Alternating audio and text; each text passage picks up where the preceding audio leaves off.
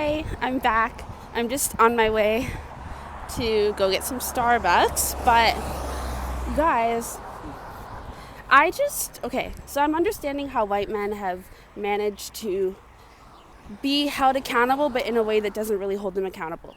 And it has to do with this net neutrality thing. So I saw a TikTok the other day that was like, what's something that you can't, it was like this trend where it was like, what's something that you didn't think was a big deal but now is, or that shouldn't be legal but is, or something that doesn't make sense but it's legal. And it was something around net neutrality. People had different answers. Some people said taxes, some people said like insurance, like different insurances for different part of your body, but then you have health insurance. So this one was about net neutrality, and I noted it because I was like, oh, this is interesting. And now I'm starting to understand, because like I said in this previous video, I've been saying for a while that white men are not getting the same amount of accountability that white women are, and white women are taking on the brunt of white people, like anger against white people. It's coming mostly against white women, and they're the ones that are being held responsible. And my sister was like, no, that's not true. You know, there's a lot happening or being revealed around white men. And yes, that's true. But what is happening is that a lot of what's being revealed around white men is like hugely systemic things, huge big deal things that are associated mostly with the news, right? So it's not a lot of social media stuff. It's news things. And how inaccessible is the news these days? What was I just saying? We can't access newspapers. You have to pay for everything because of net neutrality. So you can't read an article unless you want to subscribe. And how many people are really subscribing? Aren't they saying that the news media outlets are going, like they're dying?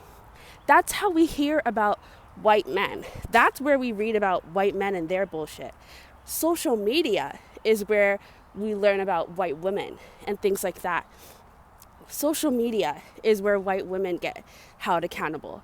If it's white men being held accountable on white men, it's on social media, it's like white men who aren't really relevant, or it's like for 1 second, you know? But for white women, it's not really in the news, it's on social media. And where are most of us? On social media. And where do we get most of our news? Social media. There's something around, like, it might seem more trivial because it's social media, but it's not, you guys. That is where we get our news. That's where we get our information. Nobody can open a New York Times article. No one can open a Toronto Star's article. There's all these things. So when big guys like Harvey Weinstein, or that big thing around, even what's that one guy? Ansel Elgort? I don't know. The guy from Call Me By Your Name. All of these white men, when they get big like politicians and even like mass shooters, all of those men, I don't know if they're all white, but you know, all of the big drama around white men being held accountable, big things around white men that have to do with accountability, it's in the news, but none of us are watching or looking at the news. I don't know many of us that are watching the news. I really don't. I haven't turned on the news channel in so long, and I don't want to because it's depressing.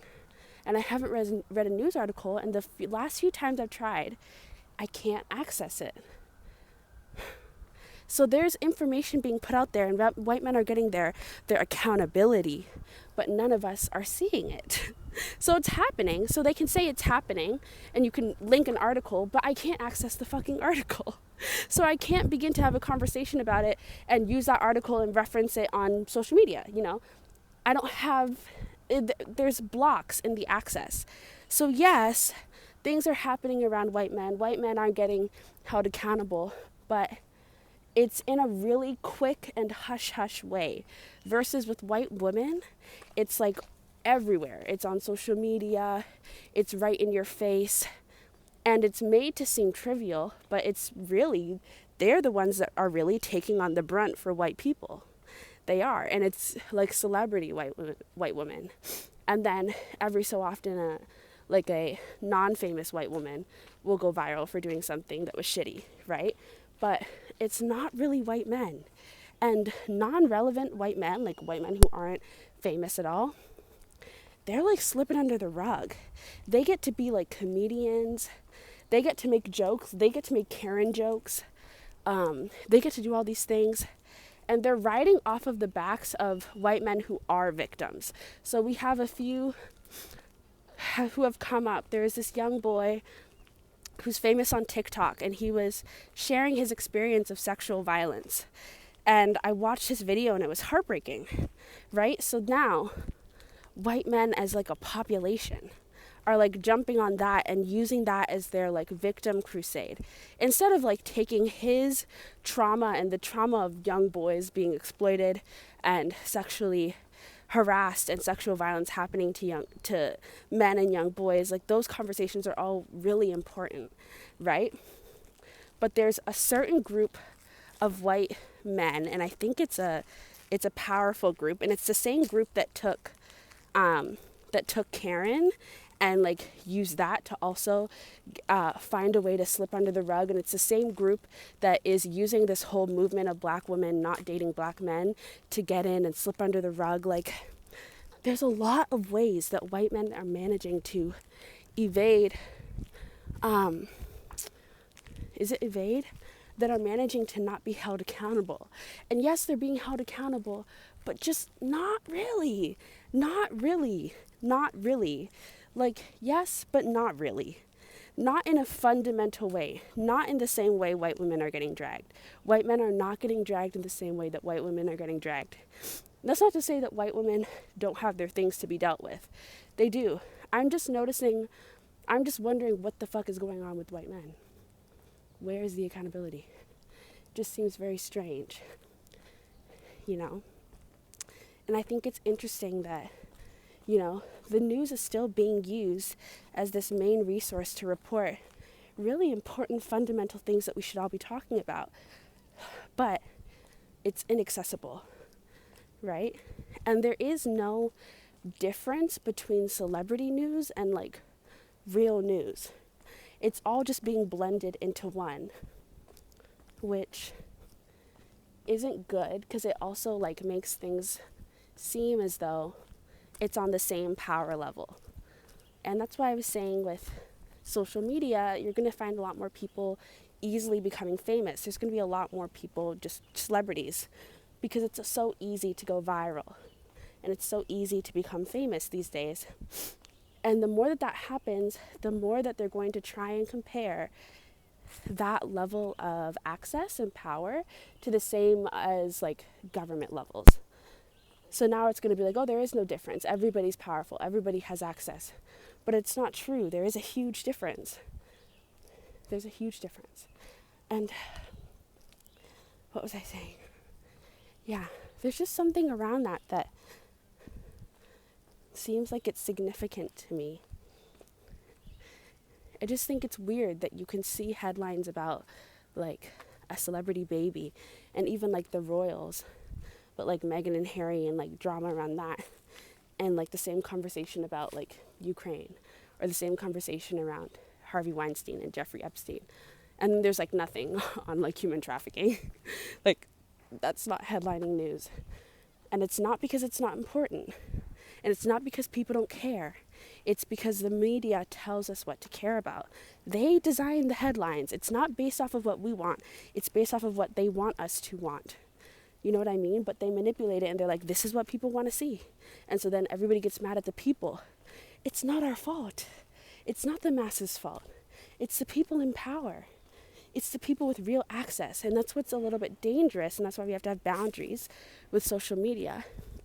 It's okay to recognize that we don't have all the power. Sometimes when people try to make you seem more powerful than you are, that's not good, right? I think that's what happened in the Amber Heard trial, if I'm going to be honest. I don't know all the things, but that's not good. That's what's happening with a lot of young boys and men who get sexually assaulted. You know, people don't believe them because they think you have more power than you do. That's what's happening with the rise of influencers, and it's so easy to become famous. You can go on a reality TV show. There's so many reality TV shows. You can go on YouTube. You can go on TikTok. You can go on Instagram. You can be an activist. There's many, many ways to become famous, you know. It's not very hard. I'm sure the next generation will probably all experience a moment of fame, if not continued fame. And everybody will just have their small pockets. But that makes it difficult for us to understand who we are in a position as a collective, and especially as the ones with less control, right? What is power? We understand that everything is a spectrum. Control and power is also a spectrum. So as more people become famous and well known, and we're in the media too, in the news too, we cannot allow these things to become equal. It's not equal, right? And access is not equal. They're not on the same levels. Beyonce and Jay-Z being billionaires and Kim Kardashian being a billionaire and Kylie Jenner being a billionaire is not the same as these business guys who are billionaires, right? Different access, different entry points means that we're on different wavelengths. We have different information.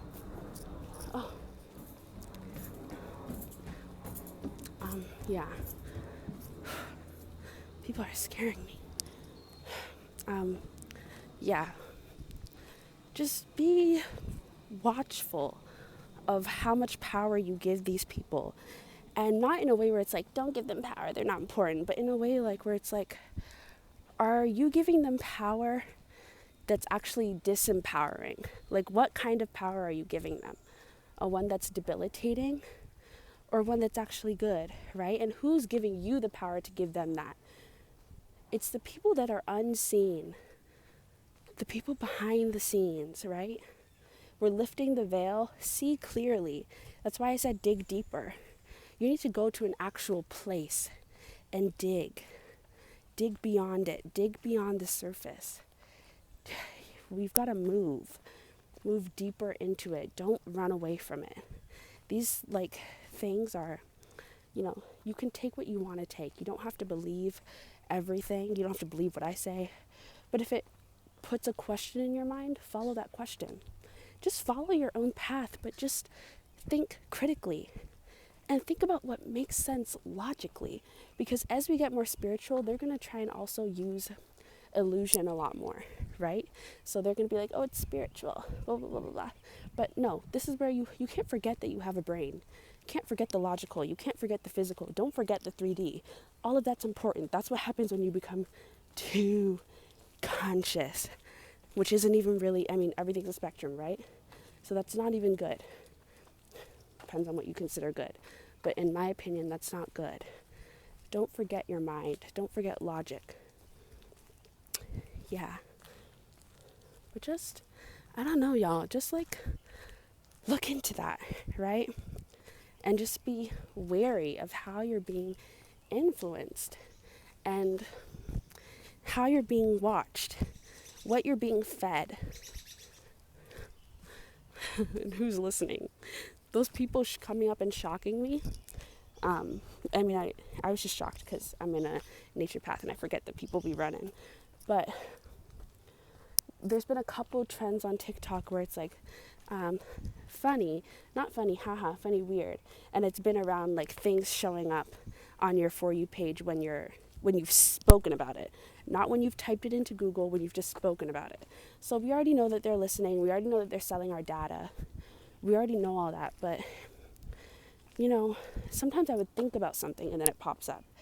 It's very the boundaries are really blurry. And there's no need to be afraid because ultimately we're going to have to go through these growing processes when it comes to data protection and, boundaries in the digital world.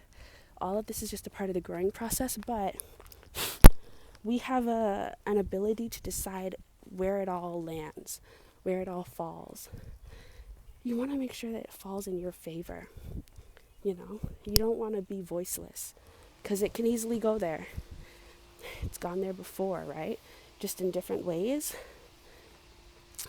But with all this advancement, technological advancement, we have a real opportunity to shape our future and how we want to engage, what we want our relationships to be like. You don't have to just let things happen to you, right? sci-fi is awesome and it's my favorite genre for so many reasons, but I find it oh, sorry. Stop. I find it interesting that um, every sci-fi is so like doomsday, you know? There's never like a nice future. There's never a future where you're not in revolution against this big power that's trying to destroy you. And it keeps you in this mode, in this fighting mode, right? And it makes you think about the future and feel like shit is always going to be crappy and we're always going to be struggling. There's always going to be these problems. That's not true. That's just a thought, okay? You can think of something else. You have the power. You're not helpless. So just really, I said this the other day, but have the guts to have an imagination, to think outside the box, to think for yourself, and to think critically and to go deeper. If you have one idea, don't just go with that one. Dig into it. See how it can expand. We're exploring ourself right now. We're exploring our own darkness. We're not trying to run into other people's territories. We're trying to learn more about who we are. Dig into yourself. Dig deep. And ask questions. And be okay with not really having an answer. And be open-minded to a new answer. Okay, bye.